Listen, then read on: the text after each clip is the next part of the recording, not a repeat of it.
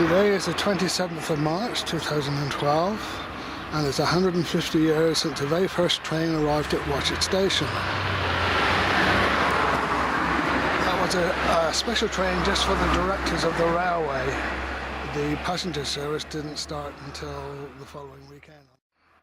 But the situation here would have been very different back in 1862, as this road would have gone straight down across the end of the station building.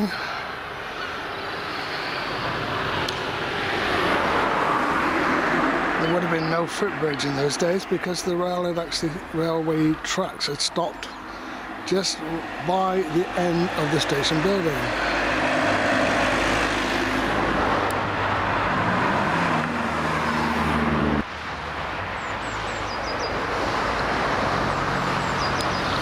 Back in 1862, the surface here wouldn't have been nice clean tarmac as we have today, but it would have been a dirt road with gravel, and any vehicles here wouldn't have been cars, but it would have been horses and carts.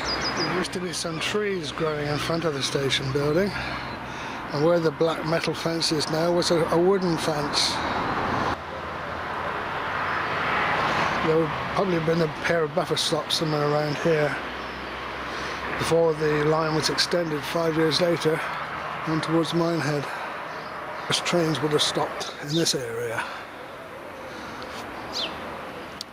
leaving a right-angled building to service the needs of the passengers. This coming weekend is the official celebrations of the first arrival of the first passenger train. That will be Saturday, whereas this is Tuesday.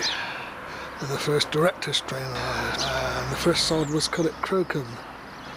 So it worked both ways, towards Watchet and towards Taunton, where it connected to the Bristol and Exeter main line. Modern toilet block and store. Years ago then it was just an open gentry-urinal in that position. Looking a lot tidier and smarter these days.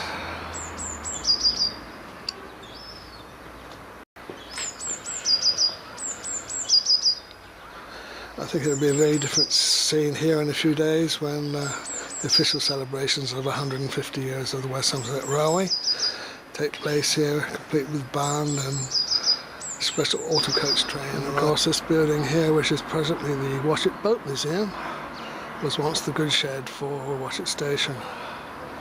And the mainline track would have had a set of points here, and a parallel track would have run all along here, parallel with the incoming line. And much more points and sidings were provided to get access to the docks, which was really the main reason why the railway was built in the first place.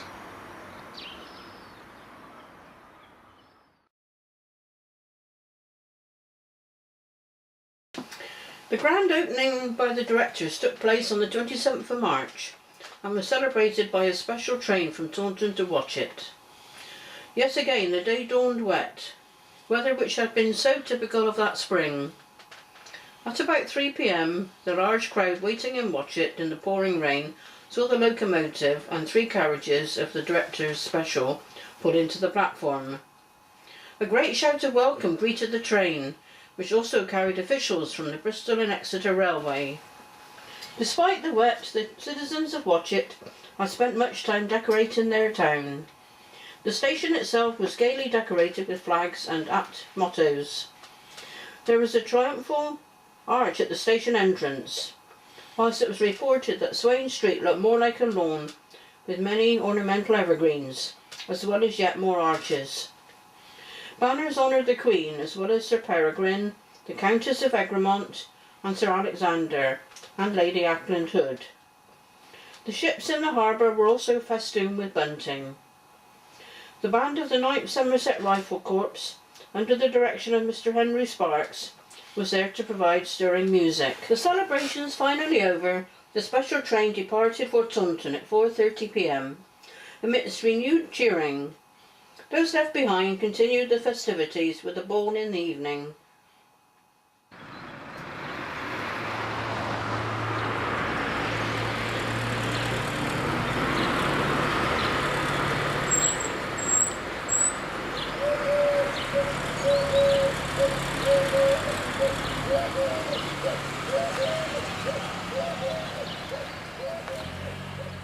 is the view from the present footbridge. And the road there from Anchor Street would have come up straight here because there was no need for the road bridge up there. And would have cut across here to connect to South Road up there.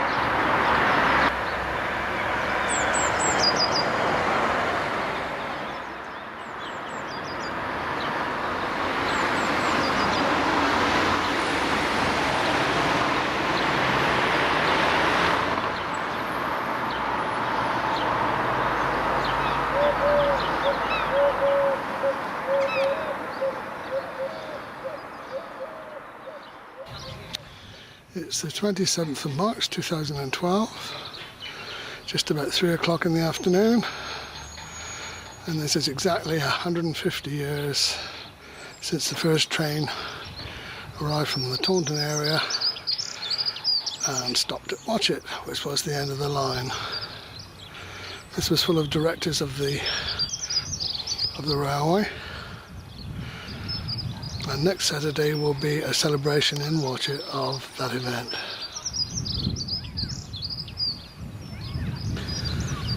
Of course, the railway, when it first came to Watchet, had another line of track here and sidings going down into the docks and over to the goods shed. Just over here was the engine shed.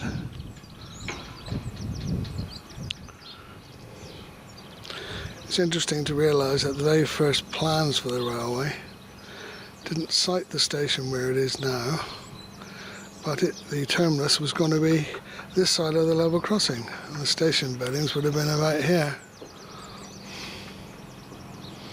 That would have solved all the problems that we've been having with the pedestrian crossing at Govier's Lane, because that would have been virtually the back of the station.